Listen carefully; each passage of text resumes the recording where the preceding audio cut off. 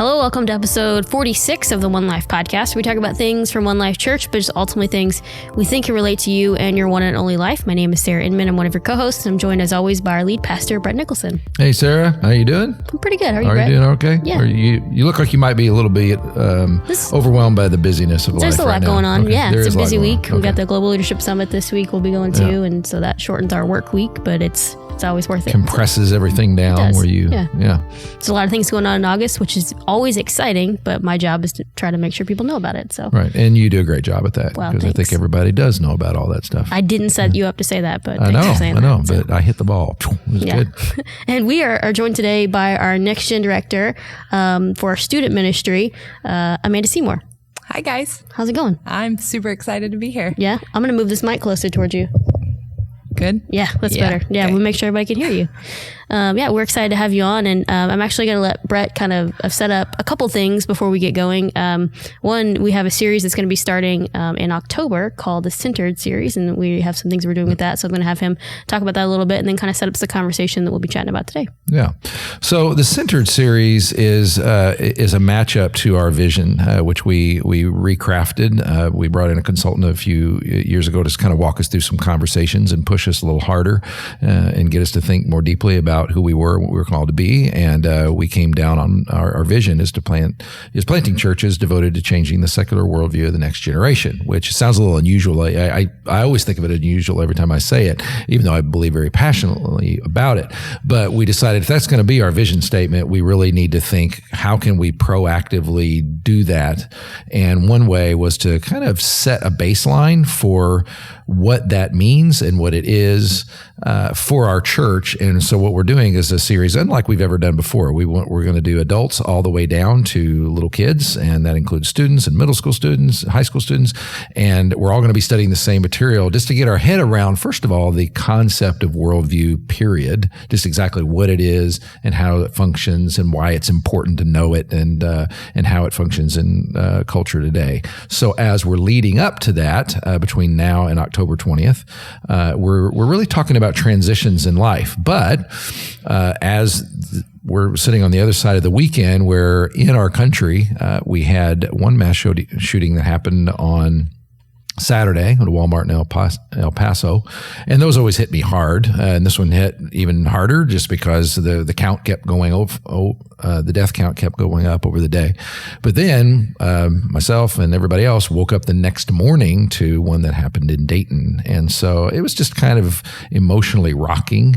And anytime those kinds of things happen, I know people are thinking about it whenever they come in, and I was thinking about it big time when I woke up. It was when I went to bed, and I couldn't ignore it and just go with the plan as we had it. And so I made some comments, about 10 minutes worth of comments before I started the main message at our Sunday service. I wasn't alone in that. I saw other friends, ministry friends from around the country did that.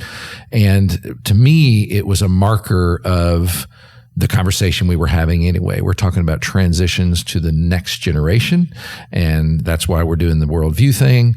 And I think this generation is marked in the same way other generations have been marked by things, whether it's 9/11 or the boomers were marked by the JFK assassination and all the things that went on in the 60s. I think this generation is increasingly marked by this whole crazy and very deeply disturbing trend of the mass shooting thing. And we were talking beforehand about some of this stuff. So I want to talk a little bit about that and just as a phenomenon and just kind of let us emote out a little bit. But then also, and one of the reasons we invited Amanda was to talk about its impact on young people. And then there's also some general observations that she's made over the last couple of years as she's been interacting with our middle schoolers and high schoolers. She's got a lot of insight that many of us as parents especially would like to know. But the first thing is, we were saying before we started, one of the things that rocked me anyway about this one, I think others as well, was the fact that it happened at a Walmart, and nearly everybody's, even those of us that don't even like to go to Walmart, end up at Walmart because, Walmart has everything. It's just a part of our national life, and everybody's been to Walmart. We walk in and out of that, and that has been invaded upon, and other places have too. Sarah, you were saying that you don't go to the movie theater without thinking about these things. Yeah, absolutely. But before I talk about that, I do want to highlight that you mentioned your talk that you said before the service. If you want to go watch that, you can find that on our Facebook page or on our Instagram page, One Life Church. Michael said this in our staff chat, and I just want to reiterate it. Like, none of us knew you were going to say that as we were getting ready to go into it. And I found myself in the front row at our West Campus with one of my friends, and we're both have tears in our eyes because it was so genuine and so appreciative that the church just doesn't ignore that, but we want to continue having this conversation. And so thank you for leading us in that conversation. I really appreciate that. That's why we wanted to share that out as quickly as possible to make sure that people heard it as well. But I remember the last few times I've been in a movie theater, because there have been a couple mass shootings in movie theaters. I think about that and I look where the exits are, and those were things growing up I just never did. Never thought about that as much as I probably do now. And I mentioned this before we started, and it might seem silly, but for me, one that really impacted me, I think it was earlier this year, a Madden tournament, which Madden is a video game. A guy lost, and he came back after he'd lost and shot a bunch of people in Florida. And for some reason that hit me in multiple ways. One, for me, I like to play video games. It's something that I do. I've talked about that on the podcast before, and some people who know me know that about me, but it's kind of an escape. It's my escape. And so when that gets invaded, it becomes very real, of like even the place that you feel like you're supposed to be safe and escape from real life starts to become something that you're afraid that could happen there too. And so, I think it's an interesting conversation. And I know and believe and I'm glad that the church is talking about it. So. Yeah, absolutely. And I can absolutely relate to that also.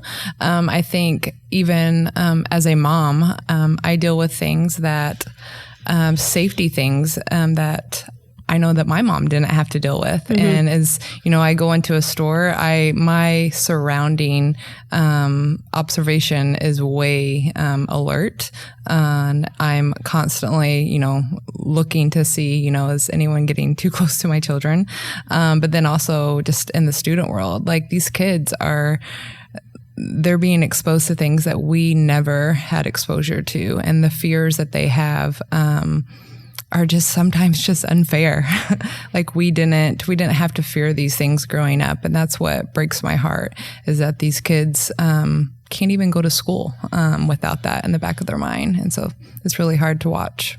Yeah, it's kind of moved because my wife and I talk about this. I'm in my 50s, so I remember the day when Mom would basically say, "Well, be home, but in time for dinner," and we would go out and ride our bikes and ride everywhere and do all kinds of things that Mom didn't know were going on, but I don't think she considered it a safety issue at all. And then over time, we thought about when we were raising our own kids, there's no way in the world I would just say, be home by dinner and just let them ride their bikes out in the city and just go wherever they wanted to go. So that changed. But now the places that were traditionally safe havens, like schools and movie theaters and gaming places, have become unsafe.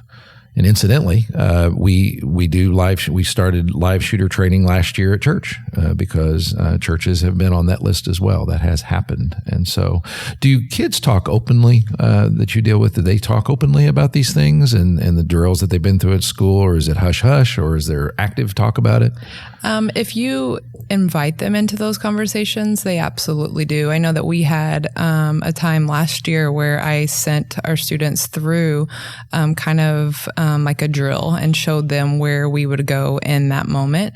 And then so around that environment, around that time for a couple of weeks, it was definitely of topic. And my guess is it's going to be of topic right now too. Anytime something happens, they definitely do talk about it. And they talk about, I think also students and kids, there is this little naiveness that's in them that they don't have the same amount of fear that we have as adults. But what I am seeing change is that they're losing that more quickly, where maybe, they would keep that naiveness. Like I remember in high school, like nothing could touch me. And it's more in those middle school years, they're losing that in the early middle school years to where where it's even happening in the elementary years, where they're kind of losing that naiveness, that I'm untouchable. So yeah, it's definitely a topic if it's brought up, and then if there's something surrounding it, they definitely will talk about it.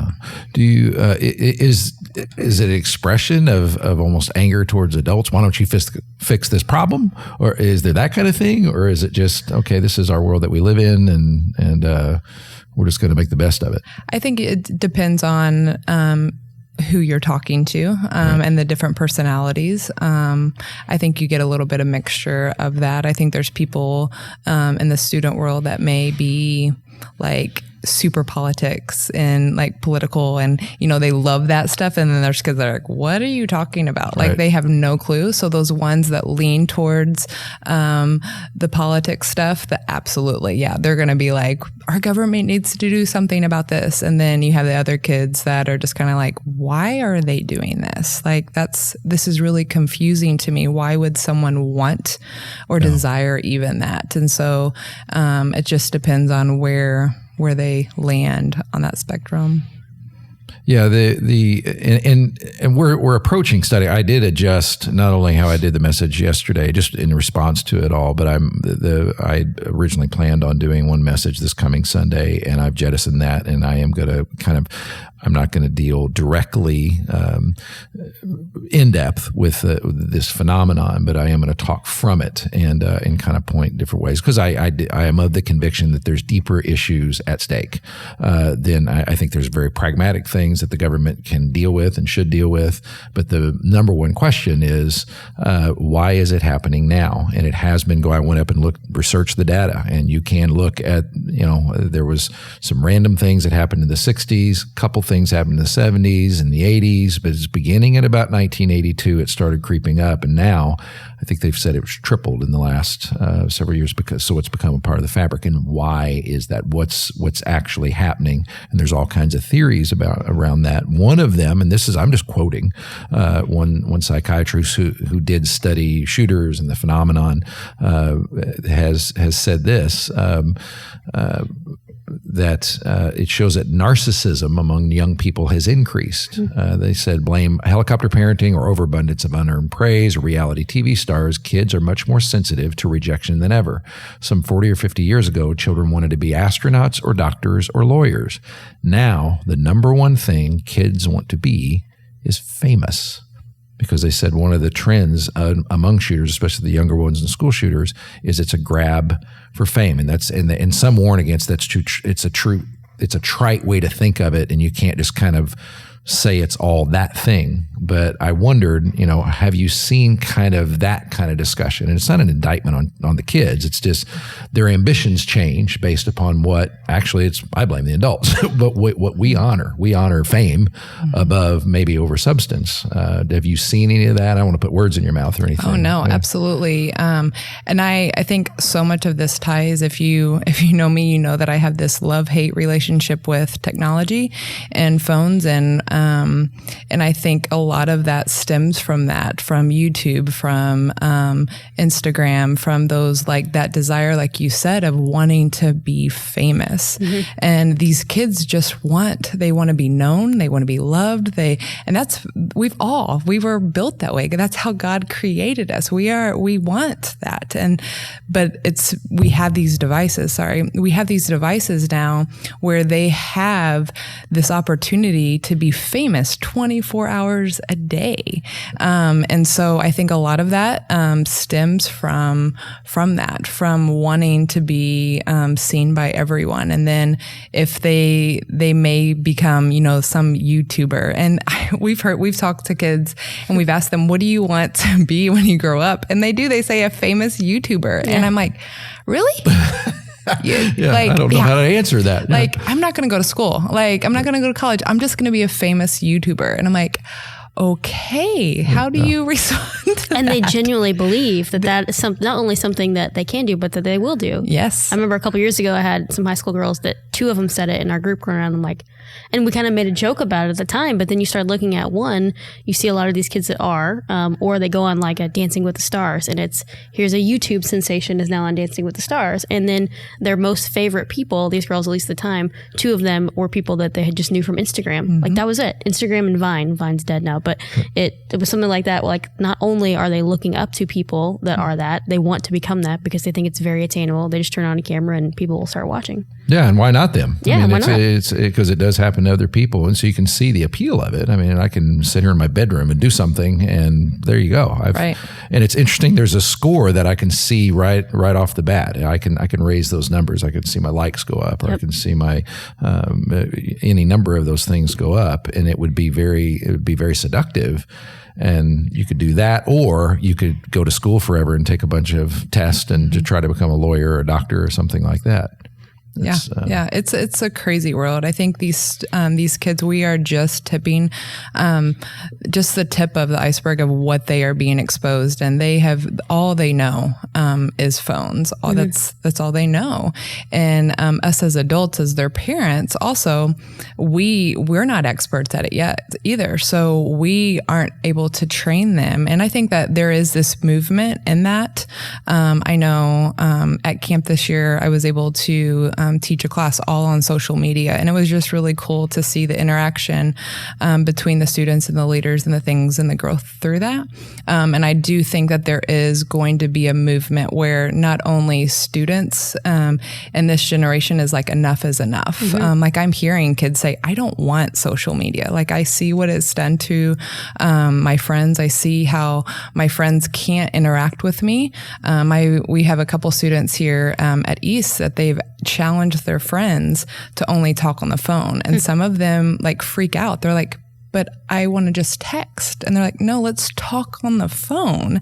And so it's just interesting that this generation, and that's a whole nother, podcast, but like that they don't even know how to communicate because they just text it, or they record it, or they get on YouTube and they do those things, and they're just not able to interact. And so I think there's things that this generation is just missing whenever it even becomes like, what does it mean to become an adult? What does it mean to keep entering these new transitions in life? They're not being developed. And so you have the lack of communication, you have the lack of interaction with other students. There's, all kinds of things where you may have, bad situations at home, to where it just builds on to where these kids have these issues, and then they have big issues and they go and they do things that are,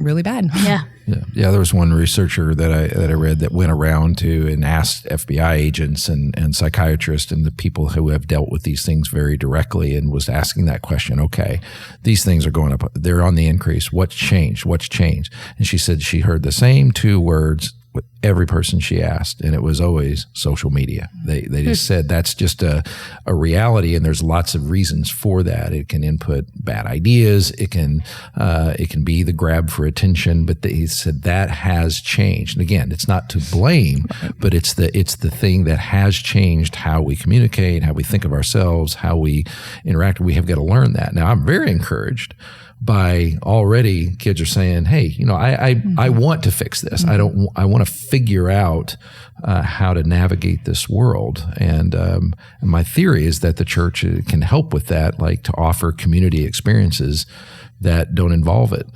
My son and a number of his friends went to Young Life Camp, and Young Life Camp, they say, we're going to make this the greatest week of your life. And that's their boast. And I was like, okay, whatever. And all those kids got back. They were in a group in my living room. And I said, so was the greatest week of your life? They all said, absolutely. And I was like, what in the world did they do? And I asked them why. And all of them literally said that we were without our phones for a whole week. And everybody's without their phones. Yep. And that was the beauty of it. Yep. And so there's something there that needs to be kind of fanned into flame. As you've kind of watch this, Amanda, what are some of the things that adults should know that could help facilitate, I guess, the progress in that arena? Because I know every parent wrestles with, how much should my kid be on this? What should I do? How do you how do you coach people in that? Yeah, that's something that is really hard as a parent myself. I think those are waters that I navigate individually, just different also. But as a whole, I always like to tell parents, you're the parent. Like, you're the parent, you're their authority. Mm-hmm. And having a teenager myself, I know that these teenagers, they can act like 3-year-olds. And learning about what happens to a teenager, they actually have the brain like a 3-year-old. Their brains are literally being redeveloped in those teenage years. And so when they're acting like a 3-year-old and they're throwing a fit because you're trying to put guidelines and you're trying to put rules for their good, and they throw that fit like as a 3-year-old, just acknowledge that and just push through, because you are the adult. You don't act like them. And I tell myself this all the time. My husband reminds me of that whenever Avon and I are going at it, because I like to go down to his level sometimes. but to just remind them that you make the rules, and be consistent with your rules, and don't let them over trump you. And it gets harder because when they're little and you're their authority as long as they're living in your home. But when they get older, they could actually say no and leave. And I didn't realize that was going to happen. And so, like, when they're 3, they just stay there. Figure out what you want for your child, and what guidelines do you want. And one thing that, like I say, is you need to know who they're talking to. You need to know what apps they have. You need to have guidelines on those devices, whatever they're using. The more security you have, the better. But don't just rely on those things. You need to kind of do check-ins with them. You need to take their devices. You need to look at them. And there's been studies that have been shown from a student, the ages of 12, and I might get this a little wrong because I don't have the data in front of me, from ages 8 to, that's preteen. So say 13 to 17. If you, on that age, majority of students spend 9 hours or more on their phone. 9 hours. 9 hours. And if you look at that, and you take that down and you look at statistics of what happens to these teenagers when their brains are being redeveloped, when they have, their job right now is to go to school, when they have all these other responsibilities, and they're spending 9 hours of just constant things being thrown at them, like, what does that do to them? And if you just take that down to 1 hour a day versus 5 hours a day, so that 5-hour period is still lower in the percentage of the 9 hours, but you take it and you compare it from 1 hour to 5 hours, you're going to have, I think it was a 92% less chance of suicidal rates, and an 87, I think, percent chance that they'll sleep more than 7 hours a day. And remember, they're like babies. Their brains are being developed, so they need to sleep. Right. And so these kids, there's so many reasons why these kids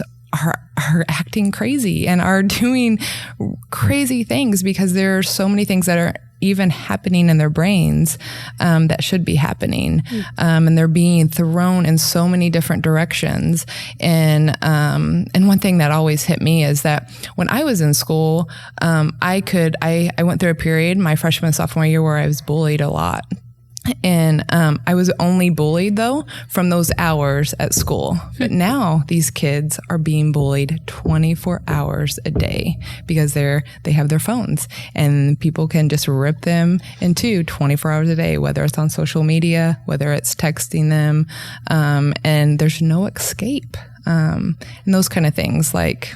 Yeah, I never really thought of that before. Like at least you used to be able to have your home as a refuge. Right. But if you take your phone with you, you don't have a refuge. Yep. And now, Sarah, when you've led a lot of student groups and hung out with Next Generation time, what have you seen to be the most positive impact kind of things that you've seen people, young people responding to? What do they tend to respond to the most or best?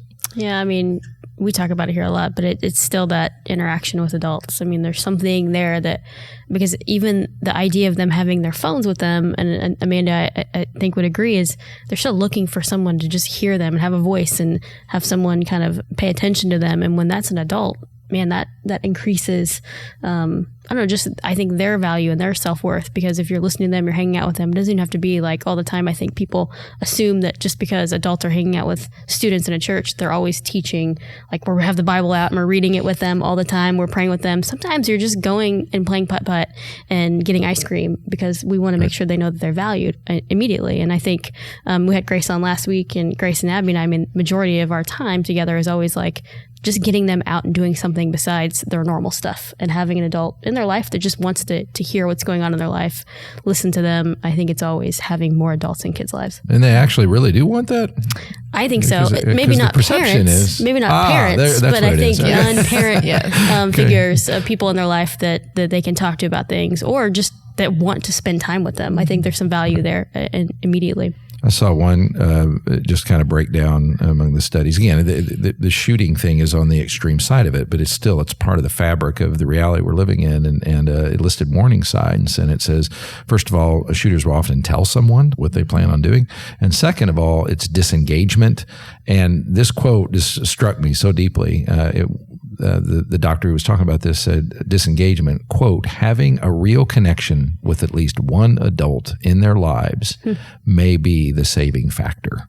This came out with that. There wasn't like an agenda thing. It was like, this is something they've observed, knowing what they know about, especially kids that do the school shooting thing, or shooters themselves, their personalities, that disengagement starts happening. And all it may take is just one person to take a genuine interest and offer a listening ear. That's pretty amazing when you think about it. And so it's encouraging to know that, you know, that kids would even want that. But I appreciate the coaching on, it's not necessarily parents, because that does feel a little, so find someone else for your own kids if you're a parent, and then you be that for someone else's kids. Maybe that's how it works. Is that how it should trade off? Yeah. Okay, good. And you've seen that.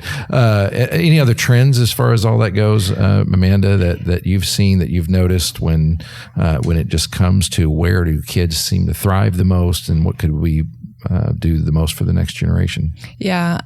As you know, we talked about this as a church yesterday, and then in our student ministry, on our middle school service, we always give the kids an opportunity to write prayer requests. And yesterday I was telling the staff today in a meeting, it wrecked me.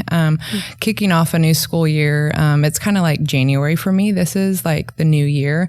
And so there's just this like new just passion in me right now for the students, and just super excited. And but yesterday my heart was just heavy for these students. And to be honest, Brett, I didn't even know about the shootings until I listened to your message, because I have to do certain things where I don't let things come my way, or it will kind of bog me down on a Sunday. Sure.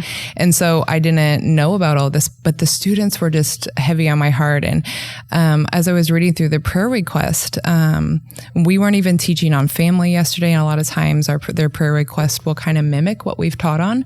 But it was, one after another. I think there were like 6 out of 31 students yesterday that prayed for their fathers, and just prayed that they would spend more time with them. There was one there talking about their fathers just traveling a lot, talking about their fathers bringing home work, stressed, and that it just hit me in a new way. And so as I was just thinking about that yesterday, and just kind of, I was playing on Facebook or something stupid, and an article came up on these shootings, and it was about how 85% of these mass shootings, these students or these people were fatherless, and their fathers weren't present in their life. And so that just kind of hit me in a new way. And it just made me look at my husband and look at all the fathers in this in our congregation, at our church, like, man, like just praying for them in a fresh new way and wanting to encourage not only the dads, but everyone as a family, like whatever your family unit may look like. I didn't, grow up in that perfect family. So I know as I'm talking to students and talking to families, I want to be sensitive to that, but just surrounding them with consistency, surrounding them with love and support in their homes, I think is a huge thing. If we can do that, if we can master that, like I think so much of this stuff would go away. Like if we could just love our families well, and I think so much of this would just go away. Yeah, and there really is a lot of data around that, and it's not to make people feel guilty for either not having fathers around or for fathers themselves who are stressed, but never underestimate the importance of that role and the role that you have. And and a lot of times it's very, very simple things. If you find yourself getting away from being able to spend time connecting with your kids, do something to change that, because now I have learned that the time goes pretty fast. And one thing I've always said that I never have once regretted any time I spent with my kids, but I kind of have regretted the time that I didn't. And so just looking back on things, and I know life gets real, real busy, but you will not regret it. But every now and then I think, wow, what I wouldn't give to be able to go back, in time and just spend that time, because and it has this deeper importance that is surfaced. If you do the studies on all these things, whether it's shootings or just child health and all the rest, there's just a ton of data out there that just confirms that's how God's wired us. He's wired kids to have that input from mom and dad and or at least some adult figure in their life, some mentor, that kind of thing. Right. I would ask you, Brett, I know you talked about this, and I know we pointed people to the video, but we have an opportunity here. I mean, if someone says, how has the church responded to this, or how should the church respond, or what's a step for the church to respond to things like this, what would you say? When you say things like this, you mean like the crisis of the shootings and that sort of specifically, thing? Yeah. I mean, I think, and I'm trying to process that right now. First of all, just the acknowledgement, it was very fresh, and we've done that kind of thing before when the Paris shootings that happened a few years ago happened, I think, on a Saturday, and we addressed it on Sunday because I'm just a big believer in what people are walking with in their head is something you need to at least acknowledge. But then also you have to be honest about if it rocks your own world. If I was standing up there, I had planned out everything. I'd worked some changes in the day before, and Saturday I was kind of excited. And then all this started happening, and my mind was just taken from it. So the first thing is just acknowledge what's in people's minds, but also acknowledge what's in your own mind. But then the larger thing, I'm very concerned, and this will be a theme of this coming Sunday. Everything is getting reduced to right versus left in our country now. And this is a very, very important issue and something that's critical, but we are taking turns screaming at one another from different philosophical, political standpoints, and therefore the problem doesn't get solved. It just gets reduced to this political argument, and then it goes away until the next one, and then a political argument, and then it goes away. And I just am of the belief that there's much deeper issues. And I think the church, because it's supra-political, can speak to that hopefully in a different way. And that's my goal. I'm looking at the scripture and just trying to find, okay, what would the prophet Daniel say about this? What would Jesus say about it? What would Paul say about it? And I know that people on both right and left, I'll tell you exactly what they'd say about it. Well, you'd be surprised. And I really do see that it's interesting tension and balance on what should be spoken to it. So that's what I'm hoping for. I don't know if that's the right answer or not, but we'll find out. But come Sunday, and I'm going to take an attempt and probably make every single person mad. Nah. Yeah, we'll see. Nah. Everybody but you. Yeah. I'll still be here. We'll find out. Yeah, that's right. No, what we'll do is podcast next week will be about the real response to see if Sarah and I are still speaking to each other. We'll see. I don't know. Yeah, that's right. We'll see. It'll be a really awkward podcast. I'll talk to the guests. Like, will you tell Brett that I said? That's right. Well, we're kind of at the end of time. I don't know if you had anything else you wanted to kind of close out with. I'm asking One Lifers. One of the things I am thrilled about is that this whole thing served as a catalyzing fire for me especially, but I think others in our congregation as we're shifting over our attention for the next generation and really trying to pray and be a lot more to acknowledge our country and what's going on there. And I really do feel called to pray, but we were already planning on doing that. We were planning a fast and prayer leading up to October 20th that I'm going to invite everybody to do. But in the same way that we kind of saw a catalyzing moment in the miserable city tag that Evansville had a few years back, we prayed around that. But this one is the same way. And I'm hoping to see great things because our city has seen great answers to prayer, and Evansville's doing better than I've ever seen it. Still got a lot of challenges, but I'm hoping that will happen for the country and for the next generation as well. Awesome. Thanks, Brett. Well, you're welcome. And Amanda, because we have an opportunity to say this here, and I'm excited that you came on. It was kind of a last minute, so thank you for coming in and having this conversation with us. But I think it's always an opportunity for us and for me personally to say that you're doing a great job, and that I do value the next generation, value students for a long time, and I'm excited more than ever that you're part of leading our next generation here at One Life. So thank you for doing everything that you do. Thank you. It is a true honor, and it's a blast. Good. Guys, we would love to have your feedback. Any thoughts that you're having, email us here at the podcast. You can email us at podcast@onelifechurch.org. And we just having a conversation together is all we want to do here on the podcast. So we'd love for you guys to share this out. And for anyone that maybe is still processing these things as well. So thank you so much for listening, and we will see you guys next week. Thanks for listening to this week's episode of the One Life Church podcast. If you enjoyed the episode, go ahead and subscribe. That way you'll get an alert anytime there's a new episode. If there was something that you heard that you really want other people to know, share it out on social media. You can use the hashtag #OLPodcast. To ask us a question here at the podcast, you can email us at podcast@onelifechurch.org. I'm one of your co-hosts, Sarah Inman, and I produced this episode. Our music is produced by Micah Robertson and Ben Brock.